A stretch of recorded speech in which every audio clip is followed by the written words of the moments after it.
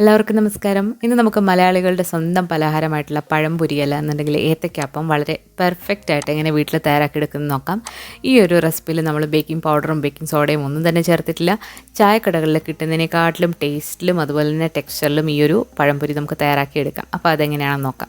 ഇതിന് വേണ്ടിയിട്ട് നമ്മൾ 1 കപ്പ് മൈദയാണ് എടുത്തിട്ടുള്ളത്. ഈ ഒരു മൈദയിലേക്ക് നമ്മളൊരു 1/4 ടീസ്പൂൺ ഉപ്പ് ചേർത്ത് കൊടുക്കാം. ടേസ്റ്റ് ഒന്ന് ബാലൻസ് ചെയ്യാൻ വേണ്ടിയിട്ടാണ് ഉപ്പ് ചേർത്ത് കൊടുക്കുന്നത്. ഇനി ഇതിലേക്ക് വേണ്ടിയിട്ട് ആ ഒരു മഞ്ഞ കളറിന് വേണ്ടിയിട്ടുള്ള മഞ്ഞൾപ്പൊടി ചേർത്ത് കൊടുക്കാം.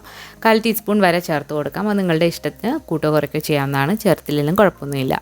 ഇനി നമ്മൾ ഈ ഒരു ബാറ്ററിൽ നല്ലൊരു മധുരം കിട്ടാൻ വേണ്ടിയിട്ട് പഞ്ചസാര ചേർത്ത് കൊടുക്കാം. പഞ്ചസാര 2.5 ടേബിൾ സ്പൂണാണ് ഞാനിവിടെ ചേർത്ത് കൊടുക്കുന്നത്.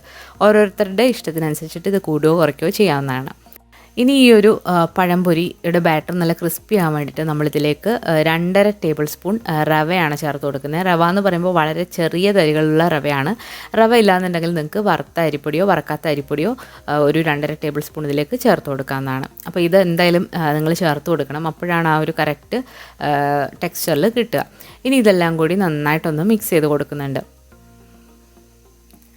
അപ്പോൾ ഇതെല്ലാം കൂടി നന്നായിട്ടൊന്ന് മിക്സായി കഴിഞ്ഞാൽ നമുക്കിതിലേക്ക് ഇനി ചേർത്ത് കൊടുക്കാൻ പോകുന്നത് ദോശയുടെ മാവാണ്. ഇതൊരു 1/4 കപ്പ് ദോശമാവ് ഉണ്ടാവും. ഒരുപാടങ്ങ് പുളിച്ച് പോകാത്ത ദോശമാവാണ് ഞാൻ ഈ ചേർത്തിട്ടുള്ളത്. എങ്കിൽ അത്യാവശ്യം ഫെർമെൻ്റ് ആയിട്ട് വന്നിട്ടുള്ള ദോശമാവാണ്. ദോശമാവോ അപ്പത്തിൻ്റെ മാവോ നിങ്ങൾക്ക് ഈ ഒരു ബാറ്ററിലേക്ക് എടുക്കാവുന്നതാണ്. ഇനി നമ്മളിത് നന്നായിട്ടൊന്ന് കുഴച്ചെടുക്കാൻ വേണ്ടിയിട്ട് ആവശ്യത്തിന് വെള്ളം കൂടെ ഒഴിച്ചു കൊടുക്കാം. ഞാനിവിടെ 1.5 കപ്പ് വെള്ളം കൂടെ ചേർത്തിട്ടാണ് ഈ ഒരു മാവ് കുഴച്ചെടുക്കുമ്പോൾ ഒരുപാട് ലൂസും ആയത് ഒരുപാട് കട്ടിയായത്. അപ്പോൾ ആ ഒരു പരുവത്തിൽ വേണം ഇത് കുഴച്ചെടുക്കാനായിട്ട്. അപ്പോൾ വെള്ളം കുറേശ്ശെ ഒഴിച്ചു കൊടുത്തിട്ട് കട്ടകളില്ലാതെ തന്നെ ഇതൊന്ന് മിക്സ് ചെയ്തെടുക്കാം. കുഴച്ചെടുക്കുമ്പോൾ നിങ്ങൾക്ക് മഞ്ഞൾപ്പൊടി വേണം തോന്നുകയാണെന്നുണ്ടെങ്കിൽ കുറച്ചുകൂടെ ചേർത്ത് കൊടുക്കാവുന്നതാണ്. അപ്പോൾ ഇത് കൈവച്ചിട്ട് തന്നെ കട്ടകളില്ലാതെ നന്നായിട്ടൊന്ന് മിക്സ് ചെയ്ത് എടുക്കാം. അപ്പോൾ ഇതുപോലെ ഒരു പരുവത്തിൽ നമ്മൾ കുഴച്ചെടുത്തിട്ടുണ്ട്. ഒരു ഇഡ്ഡലി മാവിൻ്റെയൊക്കെ ഒരു പരുവത്തിൽ.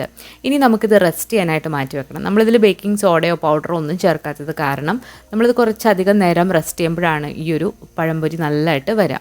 അപ്പോൾ നമ്മളിത് നന്നായിട്ടൊന്ന് അടച്ചിട്ട് നമുക്കൊന്ന് മാറ്റി വെക്കാം. അപ്പോൾ നമ്മൾ വൈകിട്ടത്തേക്ക് ചായക്കാണ് പഴംപൊരി തയ്യാറാക്കുന്നതെന്നുണ്ടെങ്കിൽ രാവിലെ ഒരു 11:30 ആ ഒരു സമയമാകുമ്പോഴത്തേക്ക് ഇതൊന്ന് റെഡിയാക്കി വെക്കുകയാണെങ്കിൽ നല്ല അടിപൊളിയായിട്ട് ഈ ഒരു മാവ് പൊങ്ങിക്കിട്ടും. മിനിമം ഒരു 4 മണിക്കൂറെങ്കിലും ഇത് പൊങ്ങാനായിട്ട് മാറ്റി വെക്കണം.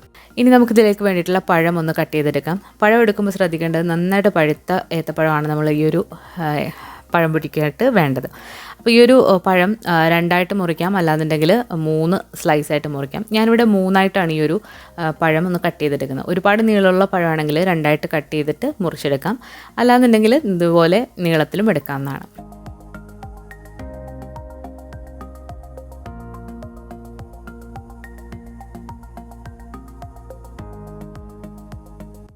ഇപ്പോൾ നമ്മുടെ മാവ് റെസ്റ്റ് ചെയ്യാനായിട്ട് വെച്ചിട്ട് 3-4-5 മണിക്കൂറായി. അപ്പോൾ ഇതിലേക്ക് നമുക്കിനി ഈ ഒരു പഴം മുക്കിയിട്ടൊന്ന് ഫ്രൈ ചെയ്തെടുക്കാം.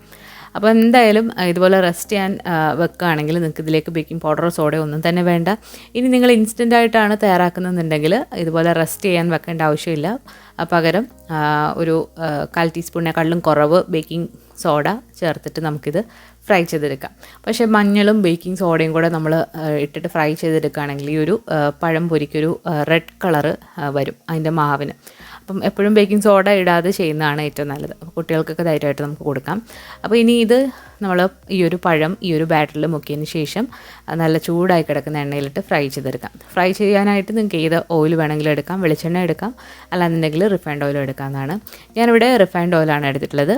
അപ്പോൾ ഇത് മീഡിയം ഫ്ലെയിമിൽ നന്നായിട്ട് ചൂടായി കിടക്കുന്ന എണ്ണയിലേക്ക് ഈ ഒരു പഴംപൊരി ഇട്ട് നമുക്കൊന്ന് ഫ്രൈ ചെയ്തെടുക്കാം. ഇട്ട് കൊടുക്കുന്ന പാടെ തന്നെ ഇത് ബലൂൺ വീർക്കുന്ന പോലെ വീർത്ത് വരും. അത്രയ്ക്ക് നല്ല പെർഫെക്റ്റ് ആയിട്ടുള്ളൊരു മാവാണ് ഇത്.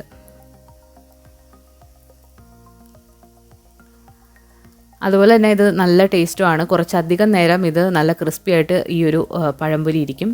നല്ല ടേസ്റ്റി ആയിട്ടുള്ളൊരു മാവാണ്. നിങ്ങൾക്ക് കാണാൻ നല്ലതായിട്ടിത് ഫ്ലഫി ആയിട്ട് പൊങ്ങി വന്നിട്ടുണ്ട്. അപ്പോൾ നമ്മളിതിൽ യാതൊരു ആർട്ടിഫിഷ്യലായിട്ടുള്ള സാധനങ്ങളും ചേർത്തിട്ടില്ല. കളറോ ബേക്കിംഗ് സോഡയോ ബേക്കിംഗ് പൗഡറോ ഒന്നും തന്നെ ചേർത്തിട്ടില്ല. വീട്ടിലുള്ള ഇൻഗ്രീഡിയൻസ് വെച്ചിട്ടാണ് ഇതുപോലെ നല്ല ടേസ്റ്റി ആയിട്ടുള്ള പഴംപൊരി തയ്യാറാക്കിയിട്ടുള്ളത്. അപ്പോൾ ഈ ഒരു പഴംപൊരിയിൽ മഞ്ഞൾപ്പൊടിയുടെ ടേസ്റ്റ് ഒന്നും ഉണ്ടാവില്ല. നല്ല ടേസ്റ്റി ആയിട്ടുള്ള അടിപൊളി പഴംപൊരിയാണ്. നിങ്ങൾക്ക് ഇഷ്ടമാണെന്നുണ്ടെങ്കിൽ ഈ ഒരു ബാറ്ററിലേക്ക് കുറച്ച് ഏലക്കാപ്പൊടി കൂടി ഇട്ട് കൊടുക്കാം. അപ്പോൾ നല്ലൊരു ഫ്ലേവർ കൂടി കിട്ടും. ഇത് മൈദ വെച്ചിട്ടുള്ള പഴംപൊരിയാണ്. നമ്മൾ ഇതിന് മുൻപ് ഗോതമ്പ് പൊടി വെച്ചിട്ട് നല്ല പെർഫെക്റ്റ് ആയിട്ടുള്ള പഴംപൊരി തയ്യാറാക്കിയിട്ടുണ്ട്. അപ്പോൾ അതുകൂടി ഒന്ന് കണ്ടു നോക്കണം. അപ്പോൾ ഈ ഒരു വീഡിയോയും ഗീവ് അവേക്കുള്ള വീഡിയോ ആണ്. അപ്പോൾ നിങ്ങൾ ഇഷ്ടമായാൽ ലൈക്ക് ചെയ്യാനും അതുപോലെ നിങ്ങളുടെ അഭിപ്രായങ്ങൾ കമൻസിലൂടെ അറിയിക്കാനും മറക്കരുത്. പുതിയൊരു റെസിപ്പി വീഡിയോ ആയിട്ട് നമുക്ക് വീണ്ടും കാണാം. താങ്ക്